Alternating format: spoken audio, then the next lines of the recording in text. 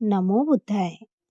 आज आपण पाहणार आहोत काल्पनिक अनुमानावर आधारलेला धर्म हा धर्मच नव्हे. असे प्रश्न नेहमी विचारले जात. मी गतयुगात होतो काय? मी गतयुगात नव्हतो काय? मी तेव्हा काय होतो? मी काय होऊन काय झालो? मी भविष्यकाळातही असेन काय? मी भविष्यकाळात नसेन काय? मी तेव्हा कोण असेन? मी तेव्हा कसा असेन? मी कोठून कोठे जाईन? अथवा कदाचित आज तो आपल्या स्वत्वासंबंधी साशंक होऊन विचारित असेल, मी काय आहे? मी नाही काय? मी काय आहे? मी कसा आहे? माझे अस्तित्व कोठून आले? ते कोठे जाणार? विश्वासंबंधी विविध प्रश्न विचारले जात. त्यापैकी काही असे होते. विश्व कसे निर्माण झाले? ते चिरंतन आहे काय? पहिल्या प्रश्नाच्या उत्तरादाखल काही असे म्हणत की विश्व ब्रह्माने निर्माण केले. दुसरे काही म्हणत ते प्रजापतीने निर्माण केले आहे. दुसऱ्या प्रश्नाचे उत्तर असे दिले जाई की विश्व चिरंतन आहे. काही म्हणत ते शांत आहे, तर काही म्हणत ते अनंत आहे. असल्या प्रश्नांना भगवान बुद्धाजवळ थारा नसे. त्यांच्या मते केवळ असले प्रश्न विकृत बुद्धीचेच लोक विचारू शकतात. कारण अशा प्रकारच्या प्रश्नाची उत्तरे देणाऱ्यांच्या ठिकाणी सर्वज्ञता असली पाहिजे आणि ती कोणाच्याही ठिकाणी नाही. तो म्हणत असे, या प्रश्नाची उत्तरे देण्याइतका मी सर्वज्ञ नाही. जे काही जाणण्याजोगे आहे ते आपण सर्व जाणतो असे कोणीच म्हणू शकणार नाही, किंवा एका विशिष्ट वेळी जे जाणण्याची आपण इच्छा करतो ते त्यावेळी आपण जाणलेले असतेच असे नाही.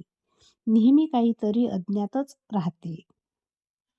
याच कारणास्तव भगवान बुद्धाने आपल्या धर्मात वरील प्रश्नविषयक सिद्धांताला स्थान दिलेले नाही.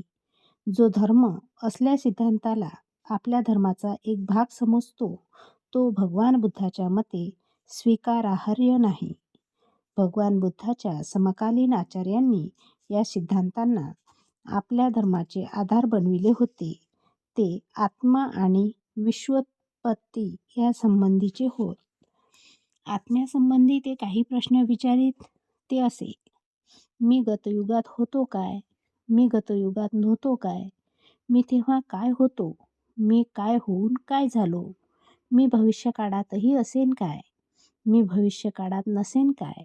मी तेव्हा कोण असेन? मी तेव्हा कसा असेन? मी कोठून कोठे जाईन?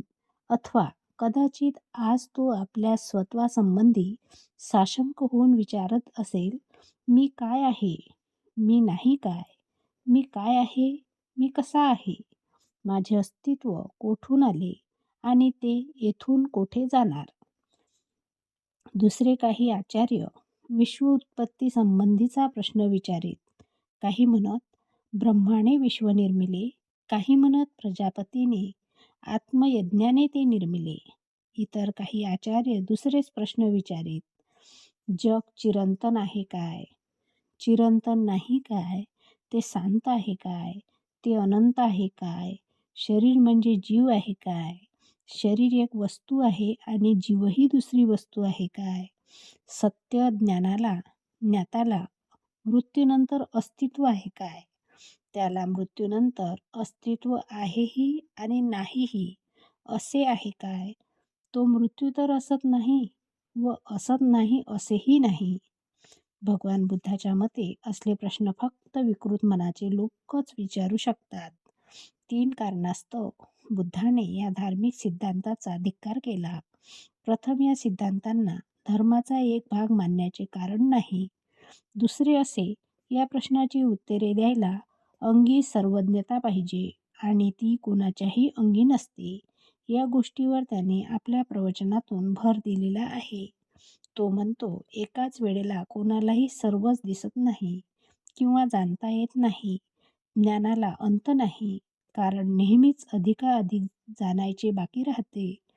भगवान बुद्धाचा या सिद्धांतावरील तिसरा आक्षेप म्हणजे हे सर्व सिद्धांत केवळ काल्पनिक अनुमानाच्या रूपाचे आहेत. त्यांची कधीच कसोटी घेतलेली नसते.